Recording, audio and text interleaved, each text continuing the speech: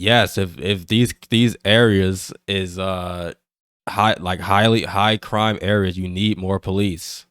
That's not, the cops are not there just because people are black.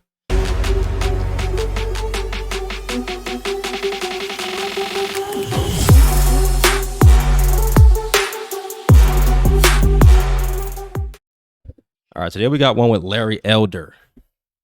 The title is Unveiling the Hidden Reality Behind Critical Race Theory and Black Lives Matter. So I haven't seen this video yet. So this should be interesting. There's a lot of hidden truths and dirt behind critical race theory and Black Lives Matter. A lot of deception. So let's get into this. My next guest has written a piece called The 5 Lies of Critical Race Theory. Recall the Project Veritas video of the Georgia education consultant literally bragging that while CRT is illegal in that state of Georgia, he is nevertheless inserting his curriculum right under their noses. Of course. Critical race theory illegal in the schools here? It is banned. It's still banned in the schools. So But not your curriculums.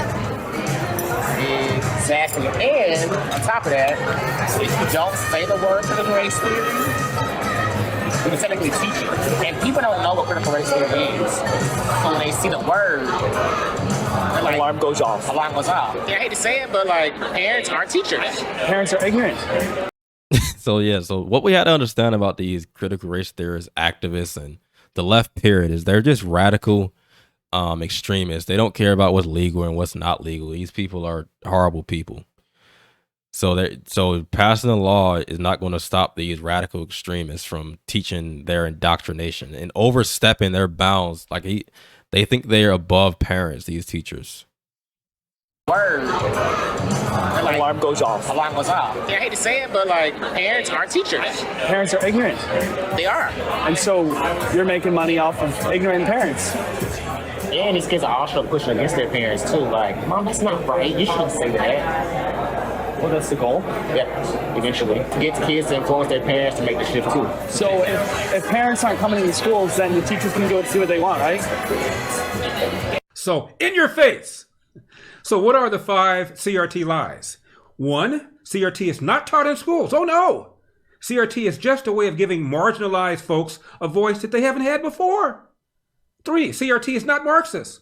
4, those who oppose CRT just don't want history taught. And number 5, the criticism of CRT is only a cynical ploy by these dastardly Republicans.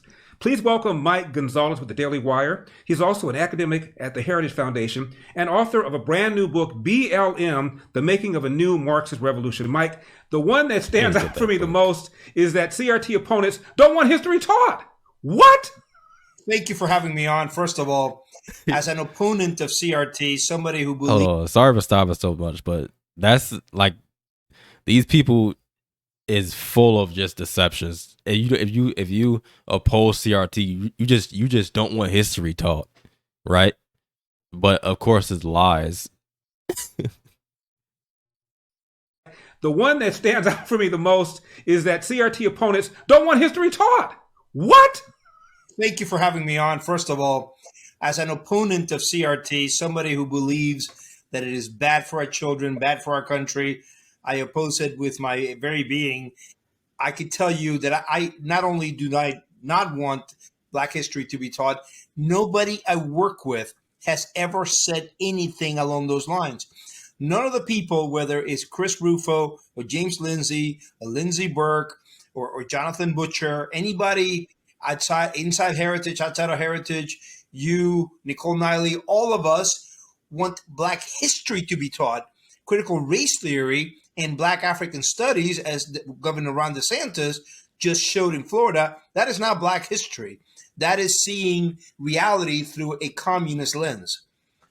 Mike, when I was, I think it was middle school, had a history book. It was by a guy named Muzzie, I believe, M-U-Z-Z-I-E, something like that. I don't know why I remember that name. And it had notable Black historical figures on one side of a page. That's a million years ago. History is taught, American history is taught, Black history is taught as part of American history. I always thought that history was history. I mean, the days of black people not being taught about slavery, about Jim Crow, only a handful of historical black figures is, as I said, eons ago. Yeah, I think it's a tragedy that so many of our students cannot even recognize Frederick Douglass when they see a picture of him.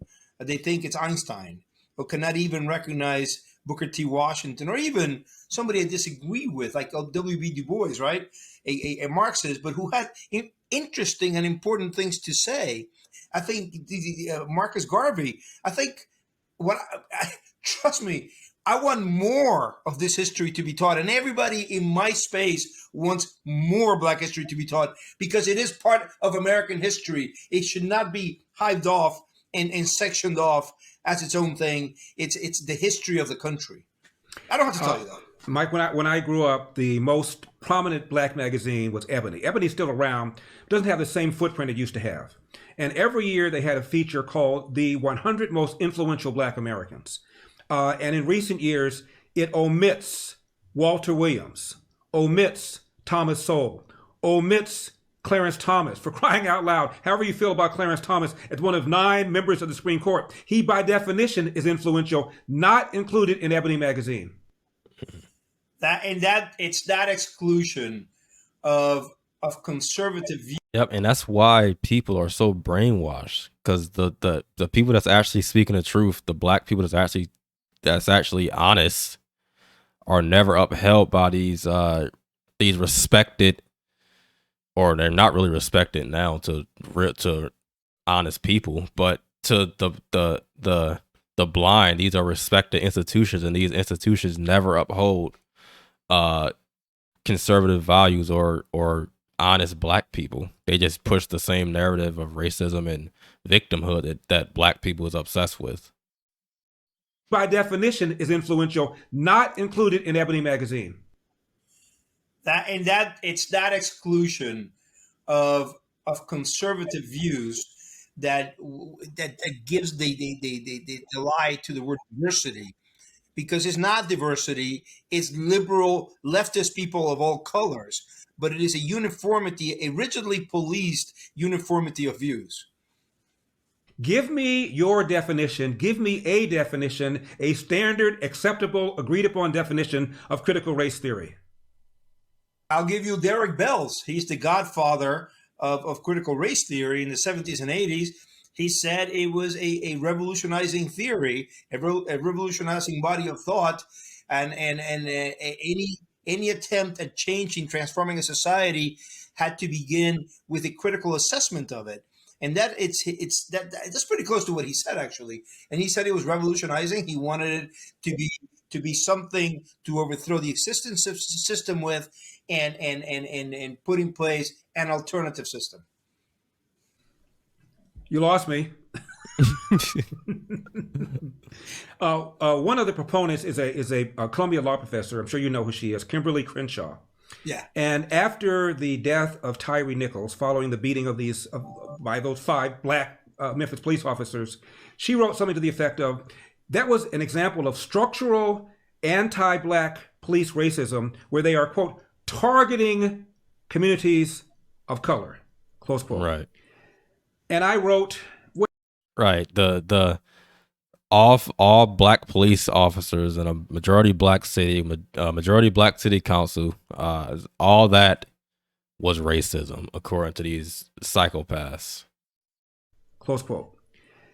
And I wrote, well, the fact is, if you look at the 75 most populous counties in America, blacks at 13% of the population commit 60% of the homicides, of the robberies, of the shootings. That's why the cops are there. A young black man, ages 10 to 34, Mike, is 13 times more likely to be murdered than a young white male the same age. Almost always that murderer is a young black male. That's why the police are there. And 81% of blacks, according to Gallup. Yep, again, sorry for pausing so much, but this video is going to be freaking 20 minutes long. But yes, if these areas is highly high crime areas, you need more police.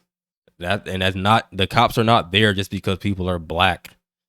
If it was an area where, I mean, I don't know of a low crime area where it's majority black, but um, if the area was low crime, you wouldn't need as many cops.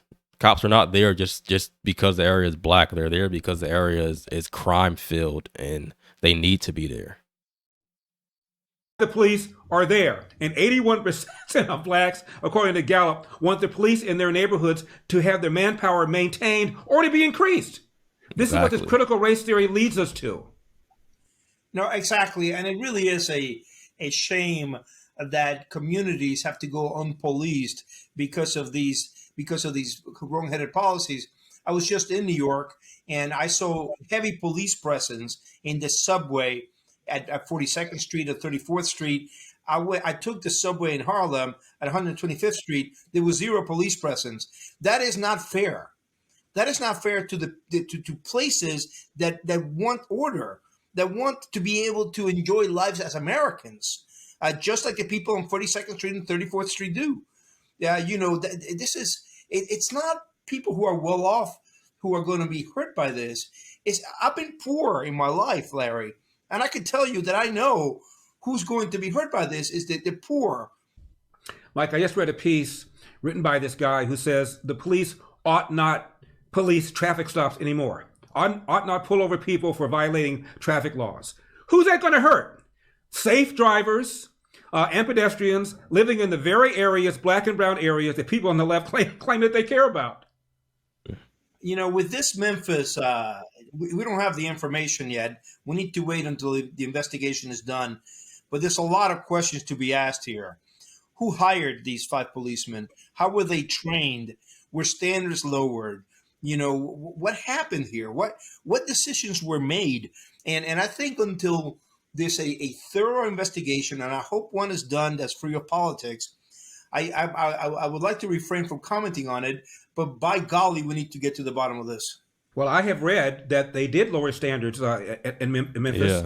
Not only standards about strength and endurance, but also about minor instances in their backgrounds. The biggest police scandal in the history of LA, where I am, Mike, is the Rampart scandal, which inspired the movie Training Day starring Denzel Washington. The lead guy, his name was Rafael Perez, was turned down by half a dozen law enforcement agencies before the LAPD hired him because he had gang affiliations. He never should have been a cop. He was a thug who was hired as a cop. Yeah, and that is, again, as I said, with Memphis, we need to have a real thorough investigation of this. So what happened there was not right. We all saw what happened. It was not right. It was gut-wrenching, and we need to get to the bottom of it. And that's the thing. Nobody is defending it. Nobody is defending it. Everybody is saying it's not right. These are bad cops. We ought to be talking about good cops, irrespective of their color. I want to speak briefly about your book about Black Lives Matter. I did a Hold on, before you get into that, about the Memphis thing, like he said, I made a video about it. Nobody was defending that those cops was wrong in that situation.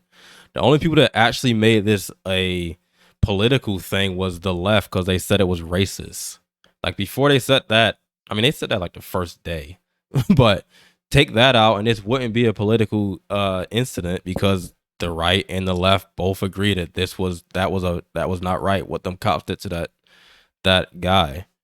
But yeah, they said it was a racist, so then it turned into this political debate. But yeah, everybody was in agreement that was overkill what them cops did. Good cops, irrespective of their color. I want to speak briefly about your book about Black Lives Matter. I did a documentary called Uncle Tom 2, where we talked a lot about the Black Lives Matter movement. And I talked in Uncle Tom 2 about how black people after slavery, despite KKK, despite Jim Crow, still kept moving forward. Why? A belief in God, and BLM, by definition, they're Marxists. Marx wanted to dethrone God. A belief in Judeo-Christian values. Mark, as I said, was an atheist. Entrepreneurship, and Marx opposed private property and opposed capitalism, and a belief in American values, even though those values were not being realized when it pertained to black people. All of those foundations are under assault by BLM. And you forget one more. Marx in the manifesto says, abolish the family. the same thing that BLM Yep. said had I'm sorry, in its list of you're right. principles. I did forget that. That's the big one. They had it on their website. They attacked the nuclear. Yeah. Why would you support an organization that on their website they said they wanted to abolish the nuclear family? Like, that is insane. You want to abolish the the regular family, about like men, women, and children. You want to abolish that? Like, these people and black people is so brainwashed and so blind that they just march along with this like brain dead, like just clones, like brain dead, like zombies. I'm sorry, In its list of you're right. principles. I did forget that. That's the big one. They had it on their website. They attacked the nuclear intact family as some sort of superficial European construct. You're right. Until I wrote about it for the New York Post in July of 2020, and that got at least 1 million hits on the Heritage website alone. I don't know how much it got on the New York Post, and all of a sudden, like good Marxists as they are, they erased it from history. Took it They out. took it out. Except you can find it in other Black Lives Matter sites. Look, I Right. should make it very Yeah, clear they took it off their that website. I embrace the concept. I like to wear the T-shirt. Of course, Black Lives Matter. You have to be a nutter not to think that Black Lives Matter is the organization that was founded. The organizations, plural, was founded by committed Marxists who were trained in Marxism, Leninism, by people who were disciples of Antonio Gramsci, who knew exactly what they were doing, and they recruited them years before the creation of Black Lives Matter, and they trained them for 10 years. This is what we need to explain to people because they're using beautiful words like Black Lives Matter, like diversity, equity, and inclusion, to mean things that are the opposite. Yeah, of course, Black Lives Matter. My problem is racism has never been a less significant issue in America than today. We've elected and reelected a black president, for crying out loud, who got a higher percentage of the white vote than John Kerry did 4 years earlier. So what are we talking about? Your final thoughts, Mike? Well, John Kerry is going around saying that we look. Sure, this war with Putin is really bad, but he hopes to continue to work with Russia on climate change initiatives. I think he's lost his bearings a little bit. Mike Gonzalez, thank you very much for coming on. I appreciate it. Thank you, Larry. It's a real pleasure for me. Mike. Nice. So yeah, so you saw that. So yeah, that it basically just broke down very simply how Black Lives Matter and this whole critical race theory lie is just another Marxist organization. They say Black Lives Matter say that they're Marxists. They want to get rid of the family. Everything that they push harms black people in a negative way, or like anybody that follow this stuff and believe this stuff, they're just blind, brainwashed zombies. So I hope you enjoyed the video. See you in my next one.